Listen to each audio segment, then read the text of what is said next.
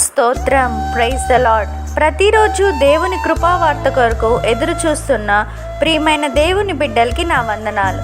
ఈ దినము పరిశుద్ధ గ్రంథంలో నుండి ప్రభు అయిన దేవుడు మన కొరకు ఇచ్చిన వాగ్దానం కీర్తనల గ్రంథము 73వ అధ్యాయం 26వ వచనం.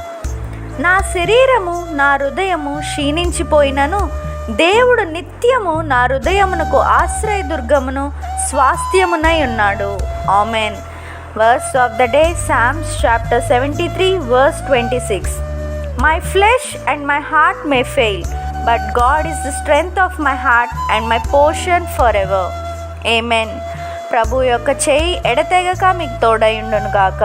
సజీవుడైన దేవుడు ఈ వాగ్దానం విన్న మీ అందరికీ రెట్టింపు ఘనత కలుగు చేయునుగాక. May God be gracious to you and bless you and make his face shine on you. Amen.